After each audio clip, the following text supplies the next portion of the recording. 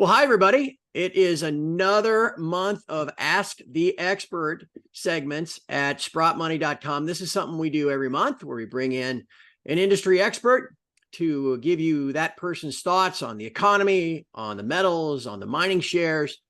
And for the month of September, I, your host, am happy to be joined by Joe Mazumdar. Joe is the editor of the great website explorationinsights.com. He took over that from Brent Cook 5 or 6 years ago and has continued on a tradition of excellence. Like that one, Joe. Yeah, like that. Anyway, I value Joe's friendship, and can I use that on the website?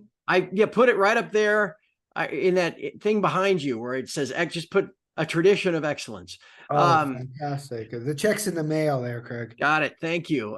Joe and Brent have been friends for years. And what I always tell people at my TF Metals Report site, you're flying blind if you're digging through, assay results, and drill results and all these kind of things. The most expert commentary you can get, objective, independent analysis you can get is always very helpful. So, Joe, thank you very much for joining me. I appreciate it. Thank you for the invitation. I appreciate it. And before we get started, just your usual reminder, this is all brought to you courtesy of Sprott Money. You can find them at sprottmoney.com, where there's always great deals on physical metal that you can stack, you can have shipped to you, you can have them store it for you. If you're in the market for physical metal, and why wouldn't you be, given the craziness of the world, always check out sprottmoney.com. Of course, you can just pick up the phone and give them a call at 888-861-0775. And Joe, before we get started, tell everybody a little bit about Exploration Insights, would you please?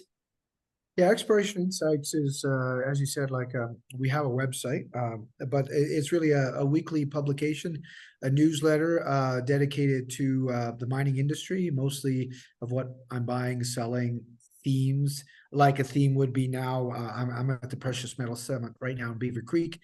Had about 30 meetings, and a lot of that data and insights right now will go into the letter for the weekend and how it impacts stuff in the portfolio, potentially coming in the portfolio, and other sort of pervading themes right now in the sector. Again, individual companies get discussed as well. And again, I just can't, I do this for a living, but there's only so many things I can keep track of. And so there are some people that I trust and value, and I would encourage everybody listening, if you want to fiddle around with the mining shares, get some help. So anyway, Joe, get some help. That sounds like check yourself into the nut house.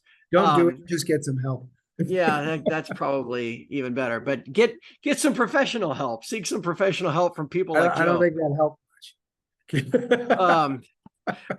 Well, all right, my friend, let's dive in. I got a couple of main topics I want to discuss over the next few minutes. One thing that caught my eye earlier this week, though, and I want to get your thoughts on it. U.S. mining in our jurisdiction down here south of the Canadian border has been kind of governed by a 150-year-old law called the 1872 Mining Act. That allows, some mining in some areas, some mining in others. There's some really nice grandfathered properties, that sort of thing. Well, we're a little short of revenue to fund our ongoing deficits and debt down here. So everything's at play. And there have been some trial balloons floated that maybe that Mining Act should be amended. Now, it's probably not going to happen as long as the Republicans control the House of Representatives. They don't want it to happen. But, there's another election in a little over a year. What do you make of this Mining Act, and how might that change or impact mining in the U.S. going forward if it is amended?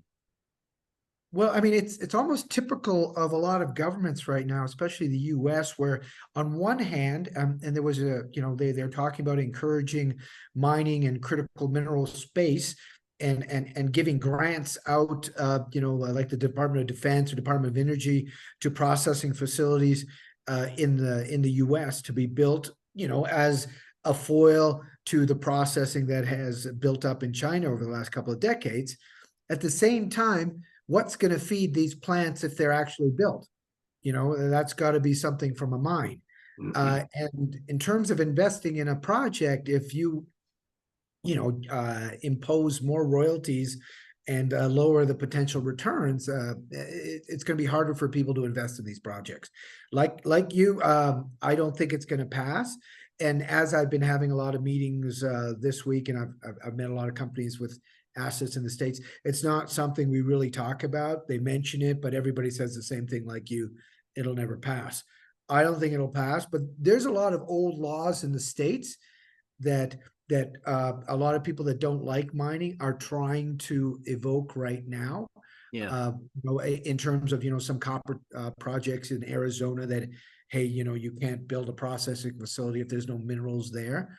I mean, these aren't little small 100 ton per day operations anymore. These are like 40 to 50,000 ton per day open pits. You can't have the processing facility anywhere near there.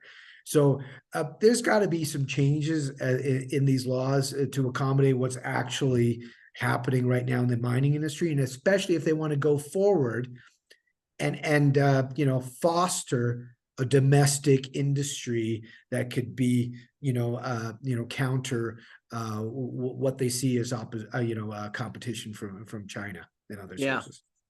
I do worry though. If we get into a new Congress that's controlled by one party, with the same party as president, and all of a sudden we get another commodity bull market, and that's making headlines, and all of a sudden, it's like, hey, we're going to stick it to the mining company. What's interesting is I think almost the government knows that it's problematic to do anything in the U.S., such that they're going around the world and signing new bilateral agreements to try and get the metals from those countries that they traditionally, that they don't have free trade agreements for, and potentially push down the processing at those countries, knowing that, it's not China, but maybe we can get it from there, because we, like getting copper and cobalt from the DRC and Zambia, doing, agreements like that, building up processing facilities in other places. Or they're doing potentially building a railway from the DRC to the west coast of Angola to try and compete and get the access to copper from that part of the world, but not using Chinese infrastructure. Yeah.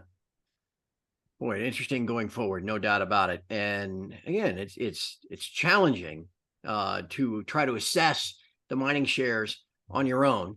And I know I struggle with it myself. And one of the things that's driven me crazy this year, the large producing companies, if you want to measure it by the GDX, are about unchanged on the year, and a lot of them, Newmont, Agnico Eagle, are all about unchanged as we sit here 9 months into the year. But the all-in sustaining costs and the energy costs, the cost to get it out of the ground and do everything else with it, just keeps going up.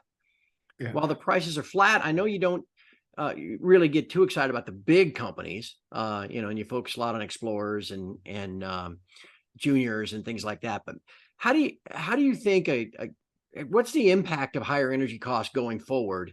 Does that tend to skew you even more towards exploration companies, or how do you look at that? Well, my background is mostly big companies, and I used to work for Newmont and that. Yeah. So and then also if you're looking at M&A and what's going on, and if you have a junior or a developer, you're concerned about what's going on in the higher tier companies, because those potentially could be the suitors. What are their cash balances? Are they making any money? What's their equity at? So yeah, it is good to keep abreast of that. And then I'd like 2 or 3 years ago, I did have some precious metal production with respect to companies. I switched that over to royalties when I saw margin compression coming.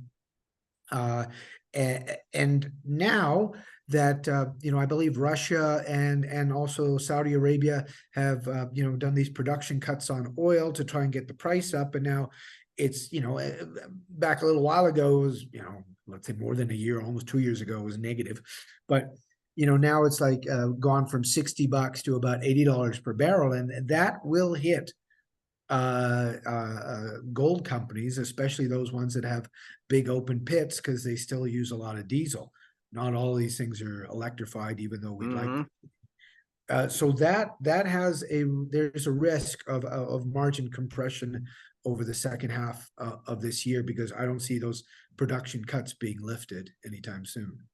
And the only solution is then a higher price, maybe, to get the margins to widen back out?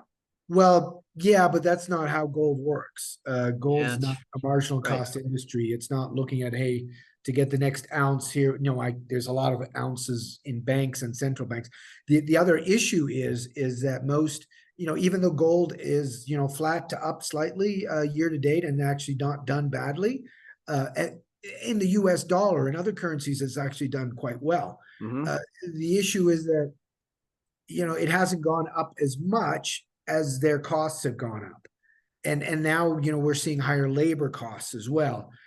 So those things will creep in for companies, Yeah. especially those that want to issue dividends or have big capital cycles coming. Yeah. All right. And Well, they're going to be hit by higher interest rates, so their financing costs also are going to go up. the margins just get squeezed tighter and tighter, right? Yeah. Well, you've led me into then one of the other things I wanted to ask you about. On my site, people know that I kind of swore off the mining shares in about 2013, and then an old employer of mine sent me a lump sum distribution for a retirement plan. Luckily, at the end of 2015, I was like, to hell with it. We'll just buy some mining shares and see what happens. One of them that I bought as part of a diversified portfolio, which is a diversified portfolio of miners is kind of an oxymoron, but at least this year. One of them I bought was Franco-Nevada. Yeah. And now here's almost 8 years later, that thing's gone from 45 to 145 and seems like it just grinds higher all the time. What is the value? You mentioned royalty companies versus producers in a period of, higher costs and flat metal prices. But what is the value of a good royalty company in a portfolio in general versus, as kind of I think of the barbell thing about, in a regular portfolio, bonds and equities, and that kind of thing. Is there a barbell for royalties versus miners? Yeah. I mean, if you're looking at, leverage, definitely producers have more leverage to the gold price. If you have somebody that's only making $1 an ounce and suddenly making $10 an ounce, that's leverage on the equity side. A royalty company, their production or their revenue is not going to change much. Hence, they're really valuable for people seeking dividends and steady income. As long as the bigger, the better. The problem is incrementally for them to grow, it gets harder and harder and harder, just like a big mining company. But so they do have a bit of leverage, but it's really if you don't like just buy gold, a big thing like Franco-Nevada is almost as good, or better in some respects, especially if they pay a dividend versus a gold ETF that won't pay you a dividend. So one of my top picks is actually a junior royalty company. And why do I like them? They have cash flowing royalty. And currently in the space, as you know, it's hard to get anything from the capital markets. So to have your own cash in a time when nobody has anything, it's like, the one-eyed man in a land of blind people. Right. You've got a comparative advantage. And then also they have a royalty on a growing resource owned by a major. And so when you look at royalty companies, royalties have value even when they're not in production. And how do you know they have value? Well, it's got a decent amount of resources. It's in a decent jurisdiction. And it's also already operated by the person or the company that will put it into production. All those three things happen for this royalty company. And it's hitting 52-week highs in that. But that's the sort of thing, if you're looking at a royalty company, a junior one, is what you want to look at. The royalties that are coming up, who owns them, where are they, and what's the potential that they'll come into production, knowing that they don't have to be in production to get a pretty decent value for them. And in a way, I guess then, maybe the royalty companies helps to kind of zig when the rest of your mining portfolio is zagging a little bit. But be cautious, because the royalty companies, some of them who don't evaluate projects well, might get a very marginal development project that when the gold price goes down will never get developed. Yeah. Yeah. And it'll never get bought either. The beauty of a royalty is when you might do it with a junior, you take a little bit of equity, you keep the royalty, you give them the project, like as in a project generator, and you keep the royalty.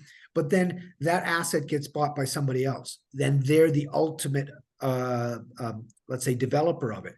You have had that royalty, but now that royalty, without you doing anything, has just gone up because it's been significantly de-risked. It's gone from a company that has, significant capital financing risk to one that doesn't. Yeah. And the ability for this company to put into production is much higher. But again, all that gets valued embedded in the royalty without it actually even going into production. Yeah. All right. Another hot topic here in September of 2023 is uranium. I think this month it's up maybe 10%, bouncing up at $65, $66 a pound. Do you follow that sector as well? Yeah. So, I mean, I've been following uranium, and I just sort of like picked one company with leverage, with a lot of resources in situ that requires a higher price. So it's a bit of a leverage story. And also in the background, you know how hard it is to permit a processing facility. They've got a processing facility that's already permitted and are just waiting for the price to go over $55 a pound to bring some production in. Over 65 to 70 more production would come in, and that sort of thing. So you can get leverage in terms of growth that way. Mm-hmm. And in the interim, when uranium wasn't very good, that processing facility has helped them do other things in critical minerals like vanadium and rare earths. That's something that I'm sure you keep an eye on, some of those companies in your newsletter too. Yeah, I mean, when I was in Brazil, because as you probably know and your audience knows, a lot of the rare earths are mined and processed in China. So in terms of criticality, rare earths are almost the critical of the critical. And so a lot of money is being put out not only for development processing, but also exploration. And, Mm-hmm. one of the companies I saw at Rick Rule's conference in June or July, I can't remember now, in Boca Raton was basically an ionic clay rare earth deposit in Brazil, when originally the company was looking for gold. And so that ability to pivot on prospective ground is what a lot of juniors are doing, because your access to capital is somehow dictated by the commodity you're searching or developing. Yeah. Well, all right, Brent, geez, Joe. Oh my God. Geez, I see that sign behind you, and I just see that's just a senior moment. Anyway, tell Brent hello for me. Anyway, Joe, hey, I would, if anything, maybe just ask you on the way out. You guys do great work, and in keeping track of the sector. Perhaps I've been waiting all year for a rally with a Fed pivot and that kind of stuff. We might get that to happen. We might get some focus back on the sector and some flows of funds coming in. I don't know. You want to throw us a bone or two that, that you're hot off after at this point that people might follow to pique their interest in Exploration Insights? Well, I mean, in terms of grassroots exploration, one that we have in Nevada, a prospect generator that we added the latter part of last year, is called Headwater Gold. And they have a bunch of projects in Nevada. I visited them in Idaho and along the Oregon border. And it's epithermal gold and silver, and they've done a significant deal with Newcrest, such that the major is funding their work. And but they're doing the work, so they control the news flow. And they've got a pretty big drill program coming. In terms of exploration, what I'm trying to look for is companies that in this environment are still drilling. And that way, and still in this environment, if you hit a good hole, the market will take notice. And so, but if they're not doing anything, it's harder to get excited. Yeah. Isn't that kind of a give and take? You got to keep the drills spinning. So you need the cash to do it. And so often they've got to go to, we'll get a private placement to get more cash, or maybe something with a royalty company, to sell off some future income to get cash. Have to keep those, to juggle those balls, I would think. Yeah, I mean, as somebody who owns, quite a few different exploration stories, is I want to be excited about news flow coming. I don't want to just have it be mundane. Oh, hey, here's the quarterly. Oh, you still have working capital. Oh, great, you've reduced your G&A. We'll keep the oxygen going for another 6 months. I want to say, oh, wow, that drill result, I really want to see what that comes from this prospect. And that's really what drives me. Geological risk is not the issue. That's what we take the punt on. What we don't want is all that other risk that hopefully management can mitigate. And so again, it comes back down to people as well as the rocks. Yep. You got to know the people too. That's absolutely right. We're always talking about the people, the team, if they've done it before, the jurisdiction. Why are you looking for gold and silver there? Why, it's the old line about why do you go rob a bank? Well, that's where the money is, right? Yeah. And then also you want that person, you might have a person with 25, 30 years experience in, let's say, looking for gold, and then suddenly they're doing rare earths. He goes, well, hang on a second. Yeah. What do you know that? So you do want to align people with what they're doing. And also jurisdictionally, they know how to operate in that particular country, because that, again, will mitigate your risk. Again, adding value to what you do. Obviously, I'm a big fan. Again, explorationinsights.com. When they get there, well, they're going to find some testimonials. They're going to find ways to subscribe, right? Absolutely. And there's some free stuff as well. I went down to Brazil and did a thing on lithium geology, deposits, and metallurgy. That presentation's available as well. And there's something on critical minerals that's there. And any recent interviews like this one will be on there as well. Great stuff, Joe. And again, I just remind everybody, it's all brought to you by SprottMoney.com, whether it's the monthly precious metals projections with Christopher Mullen that I do, or, we're going to have the monthly wrap up here in a couple of weeks. Just keep Sprott Money in mind. Thank them for putting this content out there for you. The least you can do is give them a like or a subscribe on whatever channel you're watching. That even, believe it or not, that actually helps. But then check out their website anytime you're in the market for precious metal. Doesn't matter if you're in Canada, the US, SprottMoney.com should be on the list of sites you check, because you'll always find great prices there, great prices on storage too. Joe Mazumdar, explorationinsights.com. Joe, thank you so much for joining me this month. I really, really learned a lot. I thank you very much. Great. Thanks a lot, Craig. And from all of us here at Sprott Money News, SprottMoney.com. Thanks for watching. Keep checking this channel. We'll have some more content for you later on this month.